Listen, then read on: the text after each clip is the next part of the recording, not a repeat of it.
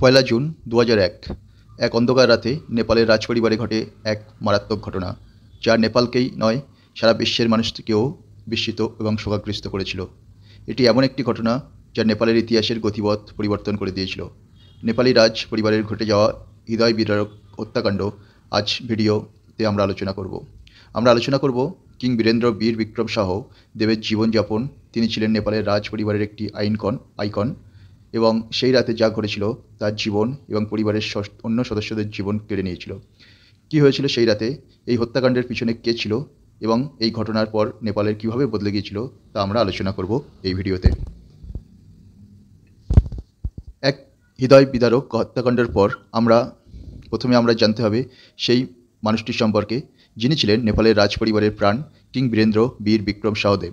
তিনি 1945 সালে 28শে ডিসেম্বর জন্মগ্রহণ করেন। 1972 সালে তার পিতা কিং মহেন্দ্রর মৃত্যুর পর তিনি নেপালের রাজা হন, যার শাসনকাল ছিল প্রায় 3 দশকেরও বেশি সময়ের। এই সময়ে তিনি নেপালের জনগণের কাছে খুবই প্রিয় হয়ে ওঠেন। রাজা বীরেন্দ্র ছিলেন এক প্রশান্ত, ধীর স্থির এবং জনগণের প্রতি আন্তরিক মনোভাবাপন্ন নেতা। 1990 সালে রাজা বীরেন্দ্রর নেতৃত্বে নেপাল পঞ্চায়েত শাসন ব্যবস্থা থেকে মুক্ত হয়ে গণতান্ত্রিক ব্যবস্থা গ্রহণ করে, যা দেশে রাজনৈতিক সংস্কারের পথ খুলে দেয়। রাজা বীরেন্দ্রকে নেপালের শান্তিপূর্ণ নিরপেক্ষ রাষ্ট্র হিসাবে দেখতে চেয়েছিলেন, যা তার শাসনকালে স্পষ্টভাবে প্রতিফলিত হয়েছিল। তিনি সাধারণ জনগণের জন্য অনেক কিছু করেছিলেন এবং তার শাসনকাল জনসমর্থনকারী নাগরিকরা তাকে গভীর শ্রদ্ধা করতেন। তিনি এক বিভীষিকা রাতে তার জীবন এবং রাজত্বের সমস্ত আশা একে একে ধ্বংস হয়ে যায়। নেপালের রাজপরিবারের ছিল এক জটিল এবং কখনো কখনো বিকৃত প্রতিষ্ঠান, যেখানে রাজা বীরেন্দ্র ছিলেন এক আদর্শ নেতা। সেখানে তার পরিবারের সদস্য মধ্যে কখনো কখনো সংঘাত এবং অশান্তি চলত। তার ছোট ভাই প্রিন্স দীপেন্দ্র ছিল এক বিরল ঘটনাবলীর কেন্দ্রে, যে ঘটনার চিরকাল নেপালের ইতিহাসে একটি কালো দাগ হয়ে গেছে। প্রিন্স দীপেন্দ্র নেপালের মুকুটের উত্তরাধিকারী ছিলেন। তিনি সংকুচিত স্বভাবের ব্যক্তি এবং তার ব্যক্তিগত জীবন নিয়ে অনেক কথা চলত। একসময় শোনা যায় রাজপরিবারে তার প্রেমিকা দেবযানীকে মেনে নিতে নেয়নি, কারণ তিনি একটি নিম্নবর্ণের পরিবার থেকে আসেন। এই অস্বীকৃতি তাদের মধ্যে মনোমালিন্যের সৃষ্টি করেছিল। তবে সেই রাতে কি আসলেই এই ঘটনা এত বড় হয়ে গেছিল তা আজও অস্পষ্ট। 2001 সালে পয়লা জুন রাতের সময়টা ছিল নেপালের পরিবারের এক সাধারণ জমায়েতের মতো। রাজা বীরেন্দ্র ছিলেন, রানী ঐশ্বর্যা, প্রিন্স দীপেন্দ্র এবং অন্যান্য রাজপরিবারের সদস্যরা রাজপ্রতি প্রসাদে একটি পার্টিতে অংশগ্রহণ করেছিলেন। তবে সেই রাতে ঘটে এমন একটি ঘটনা যা পৃথিবীকে অবাক করে দেয়। গোয়েন্দা সূত্রে জানা যায়, 5টি পার্টি চলাকালীন একসময় হঠাৎ গুলি করে শব্দ শোনা যায়। প্রিন্স দীপেন্দ্র নিজেই তার পরিবারকে গুলি করতে শুরু করেন। তিনি নিজের পিতা বীরেন্দ্র, মাতা রানী ঐশ্বর্যা এবং ছোট ভাই প্রিন্স নিরাজন এবং অন্যান্য রাজপরিবারের সদস্যগুলিকে গুলি করেন। সেই মুহূর্তে প্রাসাদে তীব্র বিশৃঙ্খলতার সৃষ্টি হয়, কিন্তু সবচেয়ে আশ্চর্যজনক ঘটনা হলো গুলি চালানোর পর প্রিন্স দীপেন্দ্র নিজেই গুলিবিদ্ধ হন। 3 দিন পর তিনি মৃত্যুবরণ করেন। এই 3 দিন ধরে তিনি রাজা হিসাবে শপথ নেন। তবে তার মৃত্যুর আগেই রাজা বীরেন্দ্র, যাকে দেশের জনগণ এক আদর্শ নেতা হিসাবে দেখেছিল, তারা একসঙ্গেই নিহত হন। হত্যাকাণ্ডের পর সবার প্রশ্ন ছিল কেন একজন ছেলে তার নিজ পরিবারের সবাইকে হত্যা করল।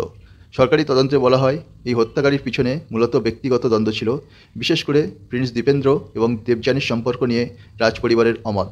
তবে এই ঘটনায় তদন্তের ফলস্বরূপ অনেকের কাছে অপ্রতুল মনে হয়েছিল। নানা গুঞ্জন, গল্পকাহিনী শুরু হয়। অনেকেই বিশ্বাস করতেন এই ঘটনাটি শুধু এক ব্যক্তির কাজ করছিল না, তারা মনে করতেন সম্ভবত আরও কারো হাত ছিল বা এটি একটি রাজনৈতিক ষড়যন্ত্রের অংশ হতে পারে। কিন্তু এই সন্দেহগুলি কখনোই প্রমাণিত হয়নি এবং ঘটনাগুলি রহস্যাবৃত হয়ে যায়। হত্যাকাণ্ডের পর নেপালের রাজনৈতিক পরিবেশে একদম পাল্টে যায়। রাজা বীরেন্দ্রর মৃত্যু দেশের জন্য এক গভীর শোকের কারণ ছিল। রাজতন্ত্র, যা অনেকেই বিশ্বাস করত দেশের একমাত্র স্থিতিশীলতা, সে সম্পর্কে অনেকেই প্রশ্ন উঠতে থাকে। রাজা বীরেন্দ্রর অনুপস্থিতিতে রাজা জ্ঞানেন্দ্র, যিনি প্রসাদে ছিলেন না, তাকে পুনরায় রাজা ঘোষণা করা হয়। কিন্তু এই সময় রাজনৈতিক অস্থিরতা এবং প্রতিবাদ শুরু হয়, যা অনেকেই রাজতন্ত্রের প্রতি বিরোধিতায় প্রতিফলন হিসাবে দেখে। রাজপরিবারে ঘটে যাওয়া এই হত্যাকাণ্ডের ফলস্বরূপ নেপালের রাজতন্ত্রের ভবিষ্যৎ আরও অনিশ্চিত হয়ে পড়ে। 2008 সালে নেপাল আনুষ্ঠানিকভাবে একটি গণতান্ত্রিক প্রজাতন্ত্রে পরিণত হয় এবং রাজতন্ত্র বিলুপ্ত হয়ে রাজা জ্ঞানেন্দ্র, যিনি রাজত্বের সূত্রধারী ছিলেন তার শাসনকালও শেষ হয়ে যায়। রাজপরিবারের আজ ইতিহাসের একটি অংশ মাত্র, তবে রাজা বীরেন্দ্রর উত্তরাধিকারী এবং তার নেতৃত্বের স্বপ্ন আজও অনেক নেপালি নাগরিকের হৃদয়ে বেঁচে রয়েছে। তবে শাসনকালে শান্তিপূর্ণ এবং গণতান্ত্রিক এবং জনগণের মধ্যে সমৃদ্ধির আশা, যদিও রাজতন্ত্রের অবসান হয়ে গেছে, রাজা বীরেন্দ্রর স্বপ্ন এবং তার প্রতি নেপালের শ্রদ্ধা কখনো মুছে যাবে না। নেপালের রাজপরিবারে হয়ে যাওয়া ঘটনা হত্যাকাণ্ড আজও ইতিহাসের একটি অন্ধকার অধ্যায় হয়ে রয়েছে। রাজা বীরেন্দ্রের মৃত্যু, যিনি ছিলেন জনগণের এক ভালোবাসার রাজা, আজও মানুষকে শোকাহত করে। আজ যখন জীবন এই অন্ধকার রাত্রি স্মরণ করে, তখন আমরা শুধু রাজাকে নয়, সেই দেশের জনগণ হতাশা এবং ক্ষতিগ্রস্ত আত্মগুলোকেও মনে রাখে। এই হত্যাকাণ্ডটি আমাদের দেখায় যে শান্তি কতটা ভঙ্গুর হতে পারে এবং কীভাবে ব্যক্তিগত শোক একটি জাতির ইতিহাসকে বদলে দিতে পারে। ভিডিওটি দেখার জন্য ধন্যবাদ। যদি এই কাহিনীটা আপনার ভালো লেগে থাকে তাহলে লাইক ও সাবস্ক্রাইব করবেন, যাতে আরও আমরা ইতিহাসের এই দৃষ্টিকোণ থেকে গুরুত্বপূর্ণ ঘটনা নিয়ে আলোচনা করতে